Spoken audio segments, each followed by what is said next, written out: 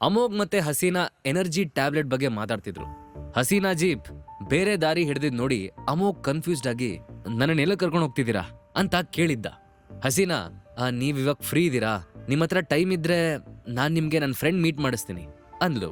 ಅಮೋಘ್ ಸ್ವಲ್ಪ ಯೋಚಿಸಿ, ಯಾವ ಫ್ರೆಂಡ್? ಅದೇ ಟ್ಯಾಬ್ಲೆಟ್ ಬೇಕು ಅಂತ ಕೇಳಿದೋರಾ? ಓಕೆ ಅಂದ. ಹಸೀನಾ ಅದು ಕೊಪ್ಪಿ ಅವನನ್ನ ಗ್ರೀನ್ಲ್ಯಾಂಡ್ ಹೋಟೆಲ್ನ ಒಂದು ಪ್ರೈವೇಟ್ ರೂಮ್ ಕರ್ಕೊಂಡು ಹೋದ್ಲು. ಅಲ್ಲಿ ಆಲ್ರೆಡಿ 6-7 ಜನ ಕೂತ್ಕೊಂಡಿದ್ರು. ಅವರಲ್ಲಿ ಒಂದು ಹುಡುಗಿ ಹಸೀನಾ ಒಳಗ್ ಬಂದಿದ್ದನ್ನ ನೋಡಿದ್ದೆ. ಹೇ ಅನ್ವರ್, ಯಾರೋ ಬಂದ್ರು ನೋಡು, ಇವರೇ ನಾನಿನ್ ಫಿಯಾನ್ಸೆ ಅಂತ ಕೇಳಿದ್ಲು. ತಕ್ಷಣ ಅನ್ವರ್ ಹಿಂದೆ ತಿರುಗ್ದ. ಅವನ್ಗೆ ಹಸೀನಾ ಅಲ್ಲಿ ಬಂದಿದ್ ನೋಡಿ ತುಂಬಾ ಖುಷಿ ಆಯ್ತು. ಅವನು ಅವಳತ್ರ ಬಂದು, yes guys, meet missus Anwar. ಇವ್ರ ಹೆಸರು ಹಸೀನಾ ಮಲಿಕ್ ಅಂತ. Oh sorry, inspector Haseena Malik ಅಂದ. ಅನ್ವರ್ ಮಾತ್ ಕೇಳಿ ಸ್ವಲ್ಪ ಇರಿಟೇಟ್ ಆದ Haseena, what is this Anwar? ನಮ್ಮಿಬ್ಬರದು ಎಂಗೇಜ್ಮೆಂಟ್ ಅಷ್ಟೇ ಆಗಿರೋದು, ಮದುವೆ ಆಗಿಲ್ಲ. ಪ್ಲೀಸ್ ಅಲ್ಲಿ ತನಕ ಹೀಗೆ ಮಿಸ್ಸಸ್ ಅನ್ವರ್ ಅಂತ ಹೇಳ್ಬೇಡಿ ಅಂದ್ರು. ಅನ್ವರ್ ಅಪಾಲಜೆಟಿಕ್ ಆಗಿ ಎರಡೂ ಕೈ ಮುಂದೆ ಮಾಡ್ತಾ ಬಗ್ತಾ, ಓಕೆ ಓಕೆ ಮೇಡಮ್, ಹಾಗೆಲ್ಲ ಹೇಳಲ್ಲ, ಪ್ಲೀಸ್ ನೀವ್ ಸಿಟ್ಟಾಗ್ಬೇಡಿ ಅಂದ. ಅಷ್ಟಲ್ಲಿ ಅನ್ವರ್ ಫ್ರೆಂಡ್ಸ್ ಅಲ್ಲಿ ಒಬ್ಬ ಅಮೋಘ್ನ ರೆಕಗ್ನೈಸ್ ಮಾಡ್ದ. ಏಯ್, ಇವ್ನ್ ಅಮೋಘ್ ಅಲ್ವಾ? ಅದೇ ಚಕ್ರವರ್ತಿ ಫ್ಯಾಮಿಲಿ ಅಳಿಯ. ಇವನ್ ಇಲ್ಲೇನ್ ಮಾಡ್ತಿದ್ದಾನೆ ಅಂತ ಕೇಳ್ದ. ಅದನ್ ಕೇಳಿದ್ದೆ ಅನ್ವರ್ ಎಕ್ಸ್ಪ್ರೆಷನ್ ಚೇಂಜ್ ಆಯ್ತು. ಅವನ್ ಕೋಪದಲ್ಲಿ, ಏಯ್ ನೀನ್ ಇಲ್ಲೇನೋ ಮಾಡ್ತಿದ್ಯಾ? ಇದೊಂದು 7 ಸ್ಟಾರ್ ಹೋಟೆಲ್ ಅಂತ ಗೊತ್ತಿಲ್ವಾ ನಿಂಗೆ? ಸುಮ್ನೆ ಕಂಡಿದ್ ಹೋಟೆಲ್ಗೆ ನುಗ್ಬೋದು ಅಂತ ಅನ್ಕೊಂಡ್ಬಿಟ್ಟಿದ್ಯಾ ಅಂತ ಕೇಳ್ದ. ಅನ್ವರ್ ಮಾತ್ ಕೇಳಿ ಅಮೋಘನ್ ಎಕ್ಸ್ಪ್ರೆಷನ್ ಚೇಂಜ್ ಆಯ್ತು. ಅವ್ನ್ ಸೀರಿಯಸ್ ಆಗಿ, ಯಾಕೆ ನಾನು ಇಲ್ಲಿಗೆ ಬರಬಾರ್ದಾ ಅಂತ ಕೇಳ್ದ. ಅನ್ವರ್ ವ್ಯಂಗ್ಯವಾಗಿ ನಗ್ತಾ, ಕನ್ನಡಿಲ್ ಒಂದ್ಸಲನಾದ್ರೂ ನಿನ್ ಮುಖ ನೋಡ್ಕೊಂಡಿದ್ಯಾ? ಇಂಥ ಜಾಗಕ್ಕೆಲ್ಲ ಹೇಗ್ ಬರ್ಬೇಕು ಅನ್ನೋ ಕಾಮನ್ ಸೆನ್ಸ್ ಇಲ್ಲ? ನೀನ್ ಹಾಕೊಂಡಿರೋ ಡ್ರೆಸ್ ನೋಡ್ಕೋ, ನಿನ್ನಂತವನ್ಗೆ ಈ ಲಕ್ಸುರಿ ಹೋಟೆಲಲ್ಲಿ ಊಟ ಮಾಡೋದಕ್ಕಾಗತ್ತೆ ಅಂತ ಅನ್ಕೊಂಡಿದ್ಯಾ? ಸುಮ್ನೆ ಪಾರ್ಟಿ ಮೂಡ್ ಹಾಳು ಮಾಡ್ಬೇಡ, ಹೋಗ್ತಾ ಇರು ಅಂದ. ಅನ್ವರ್ ಮಾತ್ ಕೇಳಿ Haseena, what is this Anwar? ಇವ್ರು ನನ್ನ ಫ್ರೆಂಡು, ನಾನೇ ಇವ್ರನ್ನ ಇಲ್ಲಿ ಕರ್ಕೊಂಬಂದಿರೋದು. ಅಷ್ಟೇ ಅಲ್ಲ, ನೀವು ಬೇಕು ಅಂತ ಹೇಳಿದ್ರಲ್ಲ ಆ ಹರ್ಬಲ್ ಮೆಡಿಸಿನ್ನ, ಅದನ್ನ ಇವರೇ ಕೊಡೋದು ಅಂದ್ರು. ಅದನ್ನ ಕೇಳಿ ಅನ್ವರ್ ಶಾಕ್ ಆದ. ಅಮೋಘ್ನ ಮೇಲಿಂದ ಕೆಳಗಡೆ ಒಂದ್ಸಲ ಸ್ಕ್ಯಾನ್ ಮಾಡ್ದ. ಈ ವ್ಯಕ್ತಿ ನನ್ಗೆ ಹರ್ಬಲ್ ಮೆಡಿಸಿನ್ ಕೊಡ್ತಾನ? ನಾನಿದನ್ ನಂಬಲ್ಲ. ನಿನಗೆ ಇವನ್ನೆಲ್ಲೋ ಮೋಸ ಮಾಡ್ತಿರ್ಬೇಕು ಹಸೀನಾ. ಇವನನ್ನ ನೋಡಿದ್ರೆ ಅಷ್ಟೆಲ್ಲ ನಾಲೆಜ್ ಇದೆ ಅಂತ ಅನ್ಸುತ್ತಾ ಅಂತ ಕೇಳ್ದ. ಅದಕ್ಕೆ ಹಸೀನಾ ಏನಾದ್ರೂ ಹೇಳೋದಕ್ಕೂ ಮೊದ್ಲೇ ಅಮೋಘ್, ಮಿಸ್ಟರ್ ಅನ್ವರ್, ನಾನು ಮತ್ತೆ ಇನ್ಸ್ಪೆಕ್ಟರ್ ಹಸೀನಾ ಫ್ರೆಂಡ್ಸ್ ಆಗಿದ್ರಿಂದ ನಿಮ್ಗೆ ಸ್ವಲ್ಪ ಡಿಸ್ಕೌಂಟ್ ಕೊಡೋಣ ಅಂತ ಅನ್ಕೊಂಡಿದ್ದೆ. ಆದ್ರೆ ಇಷ್ಟೆಲ್ಲ ಹೇಳದ್ಮೇಲೆ ನನ್ನ ಮೂಡ್ ಚೇಂಜ್ ಆಗಿದೆ. ಇನ್ನೇನಾದ್ರೂ ನಿಮ್ಗೆ ಈ ಟ್ಯಾಬ್ಲೆಟ್ ಬೇಕು ಅಂದ್ರೆ ಅದಕ್ಕೆ 30% ಎಕ್ಸ್ಟ್ರಾ ಪೇ ಮಾಡಬೇಕು ಅಂದ. ಹಸೀನಾ ಶಾಕ್ ಆಗಿ, ನೋ ಅಮೋಘ್ ಪ್ಲೀಸ್ ಅಂದ್ಲು. ಅವ್ರಿಗೆ ಅಮೋಘ್ ಲಾಸ್ಟ್ ಟ್ಯಾಬ್ಲೆಟ್ನ ಎಷ್ಟಕ್ಕೆ ಮಾರಾಟ ಮಾಡಿದ್ದ ಅಂತ ಚೆನ್ನಾಗಿ ಗೊತ್ತಿತ್ತು. ಈಗ ಅವನದನ್ನ 30% ಜಾಸ್ತಿ ಮಾಡಿದ್ರೆ ಇನ್ನಷ್ಟು ಕಾಸ್ಟ್ಲಿ ಆಗುತ್ತೆ ಅಂತ ಯೋಚನೆ ಶುರುವಾಯ್ತು. ಅಮೋಘ್ ಅದನ್ನ ತಲೆನೇ ಕೆಡ್ಸ್ಕೊಳ್ದೆ, ನಾನೇನಾದ್ರೂ ತಪ್ಪು ಹೇಳದ್ನ ಇನ್ಸ್ಪೆಕ್ಟರ್? ಆ್ಯಕ್ಚುಲಿ ನಾನು ಇವನಿಗೆ ಟ್ಯಾಬ್ಲೆಟೇ ಕೊಡಬಾರ್ದು ಅಂತ ಅನ್ಕೊಂಡೆ. ಆದರೆ ನಿಮ್ಮ ಮುಖ ನೋಡಿ ಸುಮ್ಮನಿದ್ದೀನಿ. ಈ ರೀತಿ ಎಲ್ಲ ಇನ್ಸಲ್ಟ್ ಮಾಡಿದ್ರೆ ನಾನೇ ಯಾಕೆ ಡಿಸ್ಕೌಂಟ್ ಕೊಡಬೇಕು ಹೇಳಿ ಅಂತ ಕೇಳ್ದ. ಇದರಿಂದ ಅನ್ವರ್ಗೆ ಇನ್ನೂ ಕೋಪ ಬಂತು. ಅವನು ಹಲ್ ಕಡಿತಾ, ಏಯ್ ನನ್ನ ಜೊತೆ ಮರ್ಯಾದೆಯನ್ನು ಮಾತಾಡು, ಇಲ್ಲಾಂದ್ರೆ ಪರಿಣಾಮ ನೆಟ್ಗಿರಲ್ಲ. ಹಾಗೆ ಇನ್ನೊಂದು ವಿಷಯನ ಸರಿಯಾಗಿ ಅರ್ಥ ಮಾಡ್ಕೋ, ಹಸೀನಾ ಸ್ಟ್ರೆಂತು ಜಾಸ್ತಿ ಆಗಿರೋದಕ್ಕೆ ನಿನ್ ಮೆಡಿಸಿನ್ ಕಾರಣ ಅಲ್ಲ. ಅದಕ್ಕೆ ಕಾರಣ ಅವಳು strict diet and continues exercise ಮಾಡಿದ್ದು. ಅದಕ್ಕೆ ಇನ್ಯಾವತ್ತೂ ಇಂಥ ಕತೆ ಎಲ್ಲ ಹೇಳ್ಕೊಂಡು ನನ್ನ ಫಿಯಾನ್ಸೆ ಕಾಟ್ ಹಾಕೋಬೇಡ ಅಂತ ವಾರ್ನ್ ಮಾಡ್ದ. ಅದನ್ನ ಕೇಳಿ ಅಮೋಘ್, ಹಸೀನಾ ಇಬ್ರಿಗೂ ಸಿಟ್ಟು ಬಂತು. ಮೊದಲು ರಿಯಾಕ್ಟ್ ಮಾಡಿದ್ದು ಹಸೀನಾ. ಅನ್ವರ್ ಸ್ಟಾಪ್ ಇಟ್, ನೀವೀಗ ನನ್ನ ಫೀಲಿಂಗ್ಸ್ಗೆ ಹರ್ಟ್ ಮಾಡ್ತಿದ್ದೀರಿ. ಅಮೋಘ್ ನನ್ನ ಫ್ರೆಂಡ್, ಅವ್ರನ್ನ ಒತ್ತಾಯ ಮಾಡಿ ಇಲ್ಲಿ ಕರ್ಕೊಂಡ್ ಬಂದಿದ್ದು ನಾನು. ಸೊ ಈಗ ಅವ್ರಿಗೇನಾದ್ರೂ ಅವಮಾನ ಆದ್ರೆ ನನಗೆ ಅವಮಾನ ಆದಂಗೆ ಅಂತ ಸ್ಟ್ರಿಕ್ಟ್ ಆಗಿ ಹೇಳಿದ್ಲು. ಈಗ ಅನ್ವರ್ ಸ್ವಲ್ಪ ಸಾಫ್ಟ್ ಆದ. ಅವನಿಗೆ ಇಂಥ ಸಣ್ಣ ವಿಷಯದಿಂದ ಅವರಿಬ್ಬರ ಮಧ್ಯೆ ಜಗಳ ಆಗೋದು ಇಷ್ಟ ಇರಲಿಲ್ಲ. ಹಾಗಾಗಿ ಅವನಿಗೆ ಅಮೋಘ್ ಇಷ್ಟ ಇಲ್ಲದೆ ಇದ್ರು, ಓಕೆ ಇವನು ನಿನ್ನ ಗೆಸ್ಟ್ ಅನ್ನೋ ಒಂದೇ ಕಾರಣಕ್ಕೆ ಇವತ್ತು ನಮ್ಮ ಜೊತೆ ತಿನ್ನೋದಕ್ಕೆ ಬಿಡ್ತೀನಿ ಅಂತ ಹೇಳಿ ತನ್ನ ಪ್ಲೇಸಲ್ಲಿ ಹೋಗಿ ಕೂತ್ಕೊಂಡ. ಹಸೀನಾ ಅಮೋಘ್ ಕಡೆ ತಿರುಗಿ, I am so sorry Amogh, ನನ್ನಿಂದ ನೀವು ಇದನ್ನೆಲ್ಲ ಕೇಳಬೇಕಾಗಿ ಬಂತು. ಆದರೆ ಪ್ಲೀಸ್ ನೀವು ನನಗೋಸ್ಕರ ಸ್ವಲ್ಪ ಹೊತ್ತಿದ್ದು ಊಟ ಮಾಡ್ಕೊಂಡು ಹೋಗಿ. ಊಟ ಆದ್ಮೇಲೆ ಅನ್ವರ್ ನಿಮ್ಮ ಹತ್ರ ಸಾರಿ ಕೇಳೋ ಹಾಗೆ ಮಾಡೋ ಜವಾಬ್ದಾರಿ ನಂದು ಅಂತ ಪ್ರಾಮಿಸ್ ಮಾಡಿದ್ರು. ಅದಕ್ಕೆ ಅಮೋಘ್, ಇಟ್ಸ್ ಓಕೆ ನಾನು ಇರ್ತೀನಿ ಅಂತ ಹೇಳ್ತಾ ಜೇಬಿಂದ ಟ್ಯಾಬ್ಲೆಟ್ ತೆಗೆದು ಅದನ್ನ ಹಸೀನಾ ಕೈ ಕೊಟ್ಟ. ಹಸೀನಾ ಸಿನ್ಸಿಯರ್ ಆಗಿ ಥ್ಯಾಂಕ್ ಯು ಅಮೋಘ್ ಅಂತ ಹೇಳ್ತಾ ಅವನಿಗೆ ಕೂತ್ಕೊಳ್ಳೋದಕ್ಕೆ ಚೇರ್ ವ್ಯವಸ್ಥೆ ಮಾಡಿದ್ಲು.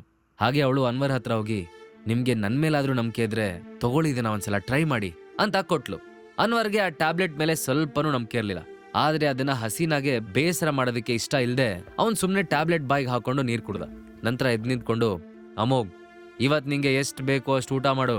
ಹಸೀನಾ ಕರ್ಕೊಂಡ್ ಬಂದಿರೋದ್ರಿಂದ ಇವತ್ತು ನೀನು ನಮ್ಮ ಗೆಸ್ಟ್ ಅಂದ. ಅನ್ವರ್ ಮಾತ್ ಕೇಳಿ ಅಮೋಘ್ ಮನ್ಸಲ್ಲೇ ನಕ್ಕ. ಅವನಿಗೆ ಇದ್ದಿದ್ದು ದೇಸಾಯಿಯ ಗ್ರೀನ್ಲ್ಯಾಂಡ್ ಹೋಟೆಲಲ್ಲಿ. ಅಲ್ಲಿ ಊಟ ಮಾಡಿದ್ಮೇಲೆ ಅವನ್ ಬಿಲ್ ಕೊಡದೇ ಇದ್ರು ಕೇಳೋರು ಯಾರೂ ಇರಲಿಲ್ಲ. ಅಮೋಘ್ ಏನೂ ಮಾತಾಡದೆ ಸುಮ್ಮನಿರೋದನ್ನ ನೋಡಿ ಅನ್ವರ್ಗ್ ಮತ್ತೆ ಕೋಪ ಬಂತು. ಅವನು ಈ ಸಲ ಅಮೋಘ್ಗೆ ಅವಮಾನ ಮಾಡ್ಲೇಬೇಕು ಅಂತ ಪ್ಲಾನ್ ಹಾಕೊಂಡ. ಅದಕ್ಕೆ ಅವನು ವ್ಯಂಗ್ಯವಾಗಿ, ಅಮೋಘ್ ಏನೋ ವಿಷಯ ಬಿತ್ತು, ನಿಮ್ ಚಕ್ರವರ್ತಿ ಫ್ಯಾಮಿಲಿ ಏನೋ ಬೀದಿಗೆ ಬರೋದ್ರಲ್ಲಿದೆಯಂತೆ, ಎಲ್ಲಾ ದುಡ್ಡನ್ನು ಸ್ಕ್ಯಾಮ್ ಅಲ್ಲಿ ಕಳ್ಕೊಂಡ್ಬಿಟ್ಟಿದೆಯಂತೆ. ಅಷ್ಟೇ ಅಲ್ಲ, ಈಗ ಅವ್ರ ಶೇರ್ಸ್ನ ತಗೊಳ್ಳೋದಕ್ಕೆ ಬೆಂಗಳೂರಲ್ಲಿರೋ ಎಲ್ಲಾ ಶ್ರೀಮಂತರನ್ನ ಬೇಡ್ತಾ ಇದಾರಂತಲ್ಲ. ನನಗಂತೂ ಅದನ್ನ ಕೇಳಿ ಪಾಪ ಅನ್ನಿಸ್ತಪ್ಪ. ಅದಕ್ಕೆ ನಾನೊಂದು ಯೋಚನೆ ಮಾಡಿದೀನಿ, ನಿನಗೆ ಹೇಗೂ ಜಾಬ್ ಇಲ್ವಲ್ಲ, ಸೊ ನಮ್ ಕಂಪ್ನಿಗೆ ಬಾ, ಅಲ್ಲೊಂದು ಕ್ಲೀನರ್ ಜಾಬ್ ಖಾಲಿ ಇದೆ, ತಿಂಗಳಿಗೆ 25,000 ಕೊಡ್ತೀನಿ, ಇದರಿಂದ ನಿಂದು ಜೀವನ ಸ್ವಲ್ಪ ಸುಧಾರಿಸುತ್ತೆ ಅಂದ. ಅವನ್ ಮಾತ್ಗೆ ಆ ರೂಮಲ್ಲಿ ಇದ್ದವರೆಲ್ಲ ಜೋರಾಗಿ ನಕ್ರು. ಹಸೀನಾಗಂತೂ ಇವತ್ತು ಅಮೋಘ್ನ ಇಲ್ಲಿ ಕರ್ಕೊಂಬರ್ಲೇಬಾರ್ದಿತ್ತು ಅಂತ ಅನ್ಸೋದಕ್ಕೆ ಸ್ಟಾರ್ಟ್ ಆಯ್ತು. ಈಗ ಎಲ್ಲಿ ಅಮೋಘ್ಗೆ ಕೋಪ ಬಂದು ಏನಾದ್ರೂ ರಾದ್ಧಾಂತ ಮಾಡ್ತಾನೋ ಅಂತ ಭಯ ಆಯ್ತು. ಆದ್ರೆ ಅಮೋಘ್ ಸ್ಮೈಲ್ ಮಾಡ್ತಾ, ನಿನ್ನ ಹೆಸರೇನಂದೆ? ಅನ್ವರ್ ಅಲ್ಲ? ನೀನ್ ಯಾವ ಕಂಪ್ನಿ ನಡೆಸ್ತಿದ್ಯಾ? ಬೆಂಗಳೂರಲ್ಲಿ ಅಷ್ಟೊಂದು ದೊಡ್ಡ ಫೇಮಸ್ ನೀನು? ನಾನಂತೂ ಇಲ್ಲಿ ತನಕ ನಿನ್ನ ಹೆಸರನ್ನೇ ಕೇಳಿಲ್ವಲ್ಲ. ನೀನ್ ಮಾತಾಡೋದು ನೋಡಿದ್ರೆ ನೀನು ದೊಡ್ಡ ಬಿಸ್ನೆಸ್ ಮ್ಯಾನ್ ಅನ್ಕೊಂಡಿರೋಂಗಿದೆ ಅಂತ ಟೀಸ್ ಮಾಡ್ದ. ಅಮೋಘನ್ ಮಾತು ಕೇಳಿ ಅನ್ವರ್ಗೆ ಕೋಪ ಸರ್ರಂತೇರ್ತು. ಅವ್ನ ಕೋಪದ ಬಗ್ಗೆ ಮೊದಲೇ ಗೊತ್ತಿದ್ದವರೆಲ್ಲ ಇನ್ನು ಅಮೋಘನ್ ಗತಿ ಏನಪ್ಪಾ ಅಂತ ಯೋಚನೆ ಮಾಡೋದಕ್ಕೆ ಸ್ಟಾರ್ಟ್ ಮಾಡಿದ್ರು. ಅನ್ವರ್ ಅದೆಷ್ಟೇ ಕೋಪ ಬಂದ್ರು ಅದನ್ನ ಕಂಟ್ರೋಲ್ ಮಾಡ್ಕೊಳಕ್ ಟ್ರೈ ಮಾಡ್ತಾ, ನಾನೇನೋ ನಿನ್ ಕಷ್ಟದಲ್ಲಿದ್ಯಾ ಅಂತ ಹೆಲ್ಪ್ ಮಾಡೋದಕ್ಕೆ ಬಂದ್ರೆ ನನ್ನನ್ನೇ ರೇಗಿಸ್ತೀಯಾ? ಇದಕ್ಕೆ ನೀನ್ ಇನ್ನೂ ಹೀಗೆ ಲೋ ಲೈಫ್ ನಡೆಸ್ತಿರೋದು ಅಂತ ಹುಬ್ಬು ಗಂಟ್ ಮಾಡ್ಕೊಂಡು ಹೇಳ್ದ. ಅಮೋಘ್, ನನ್ನ ಬಗ್ಗೆ ಹೇಳ್ತೀಯಲ್ಲ, ಒಂದ್ಸಲ ಆದ್ರೂ ನಿನ್ನ ಕನ್ನಡಿಲಿ ನೋಡ್ಕೊಂಡಿದ್ಯಾ? ನಿನ್ನ ಬಿಹೇವಿಯರ್ ನೋಡಿದ್ರೆ ಗೊತ್ತಾಗತ್ತೆ ಯಾರು ಲೋ ಲೈಫ್ ನಡೆಸ್ತಿದ್ದಾರೆ ಅಂತ ಅಂದ. ಅನ್ವರ್ಗಿನ್ನೂ ಸಿಟ್ಟು ತಡೆಯೋದಕ್ಕಾಗ್ಲಿಲ್ಲ. ಅವನು ಕೋಪದಲ್ಲಿ ಕೈಯಲ್ಲಿದ್ದ ವೈನ್ ಗ್ಲಾಸ್ನ ಎತ್ತು ಬಿಸಾಕ್ದ. ಅದು ಡೋರ್ ಹತ್ರ ಬಿದ್ದು ಛಳ್ ಅಂತ ಹೊಡೆದೋಯ್ತು. ಅವನು ಇನ್ನೇನು ಸಿಟ್ಟಲ್ಲೆದ್ದು ಅಮೋಘ್ ಮೇಲೆ ಕೈ ಮಾಡಬೇಕು ಅನ್ನೋಷ್ಟರಲ್ಲಿ ಅದೇ ಟೈಮ್ಗೆ ಒಂದಷ್ಟು ಬಾಡಿ ಗಾರ್ಡ್ ಜೊತೆಗೆ ನಾಗ ಡೋರ್ ಓಪನ್ ಮಾಡ್ಕೊಂಡು ಒಳಗೆ ಬಂದ. ನಾಗ ಒಳಗೆ ಬಂದಾಗ ಆಲ್ರೆಡಿ ಗ್ಲಾಸ್ ಹೊಡೆದು ಅದ್ರ ಪೀಸಸ್ ಎಲ್ಲ ನೆಲದ ಮೇಲೆ ಬಿದ್ದಿತ್ತು. ಅವನ್ ಸುತ್ತಲೂ ನೋಡಿ, ಯಾರೀ ಗ್ಲಾಸ್ ಹೊಡೆದಿದ್ದು? ಆರಾಮಾಗಿ ಊಟ ಮಾಡ್ಕೊಂಡು ಹೋಗಿ ಅಂದ್ರೆ ಇಲ್ಲಿ ಬಂದು ಗಲಾಟೆ ಮಾಡ್ತೀರಾ ಅಂತ ಗದರ್ದ. ನಾಗ ಒಳಗೆ ಬಂದಾಗ ಅಮೋಘ್ ಅವನ ಕಡೆ ಬೆನ್ನು ಹಾಕಿ ಕೂತ್ಕೊಂಡು ಊಟ ಮಾಡ್ತಿದ್ದ. ಸೊ ನಾಗಂಗೆ ಅಮೋಘ್ ಅಲ್ಲಿರೋದು ಗೊತ್ತಾಗ್ಲಿಲ್ಲ. ಆದ್ರೆ ಈ ನಾಗ ಯಾರು ಅಂತ ಗೊತ್ತಿದ್ದ ಅನ್ವರ್ ಅವನ ಹತ್ರ ಓಡೋಗಿ, ಸರ್ ನಾನು ಅನ್ವರು, ಅದೇ ಅವತ್ತು ಮಿಸ್ಟರ್ ದೇಸಾಯಿ ಬರ್ಡೇ ಪಾರ್ಟಿಲಿ ನಾನು ನಮ್ಮಪ್ಪ ಇಬ್ರು ಬಂದಿದ್ವಲ್ಲ ಅಂದ.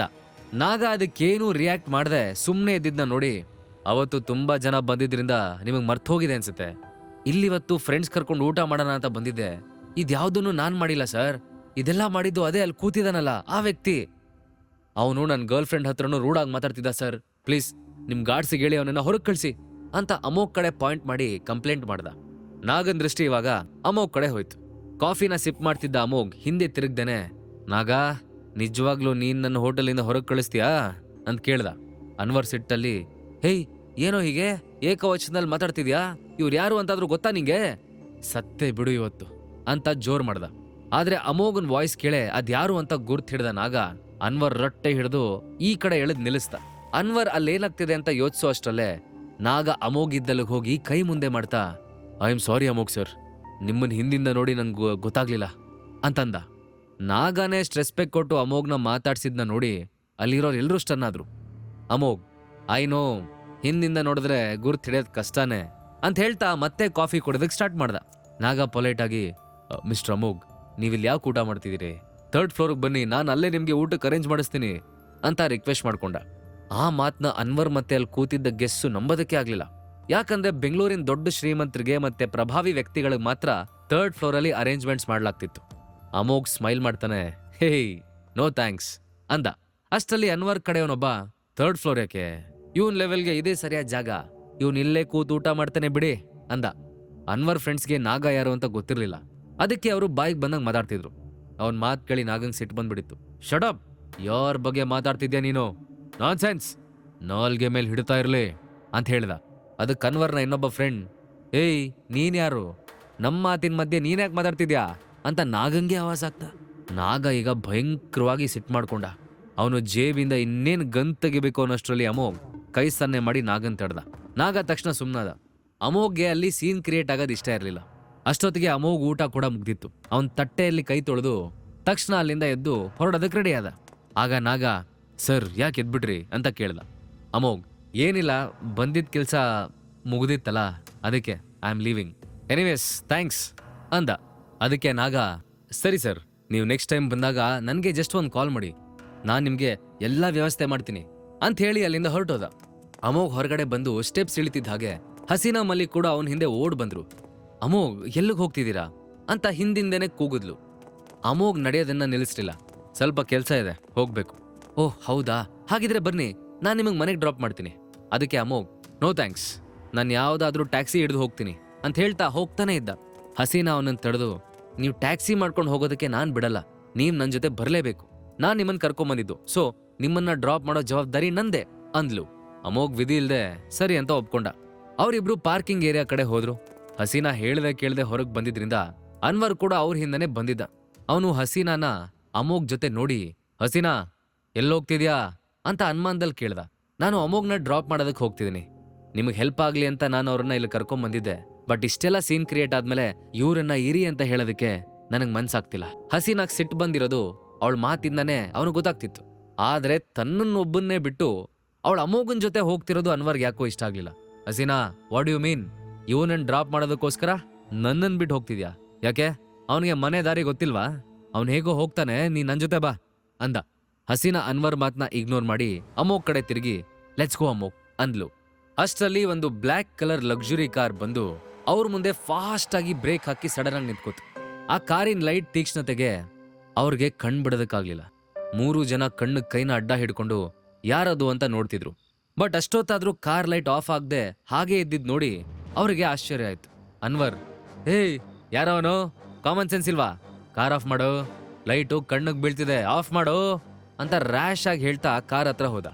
ಅವನ ಹಿಂದೆನೆ ಹಸೀನಾ ಮತ್ತೆ ಅಮೋಘ್ ಕೂಡ ಹೋದ್ರು. ಅನ್ವರ್ ಕಾರ್ ಗ್ಲಾಸ್ ಮೇಲೆ ಬಡಿತಾ, ಯಾರಪ್ಪ ಒಳಗಡೆ ಇರೋದು, ಡೋರ್ ಓಪನ್ ಮಾಡ್ರು ಅಂತ ಕಿರಿಚ್ದ. ಅಷ್ಟರಲ್ಲಿ ಕಾರ್ ಹಿಂದ್ಗಡೆ ಡೋರ್ ಓಪನ್ ಆಯ್ತು. ಅದರಲ್ಲಿದ್ದ ಒಬ್ಬ ವ್ಯಕ್ತಿ 3 ಜನರ ಮುಖಕ್ಕೂ ಕ್ಲೋರೋಫಾರ್ಮ್ ಸ್ಪ್ರೇ ಮಾಡ್ದ. ಕೆಲವೇ ಸೆಕೆಂಡ್ಸ್ ಅಲ್ಲಿ ಅವ್ರ 3 ಜನ ಅನ್ಕಾನ್ಶಿಯಸ್ ಆದ್ರು. ಆ ಕಾರಲ್ಲಿದ್ದವ್ರು 3 ಜನರನ್ನು ಕಾರಲ್ಲಿ ಹಾಕೊಂಡು ಅಲ್ಲಿಂದ ಹೊರಟ್ರು. ಅವರೆಲ್ಲ ಯಾರು? ಯಾಕೆ ಇವ್ರು 3 ಜನರನ್ನ ಕಿಡ್ನಾಪ್ ಮಾಡಿದ್ದಾರೆ? ಅನ್ವರ್ಗೆ ಅಮೋಘ್ ಯಾರು ಅಂತ ಗೊತ್ತಾಗತ್ತಾ? ಹಾಗಾದ್ರೆ ಈಗಲೇ ಡೌನ್ಲೋಡ್ ಮಾಡಿ ಪಾಕೆಟ್ FM ಮತ್ತು ಕೇಳಿ ಅರಸು.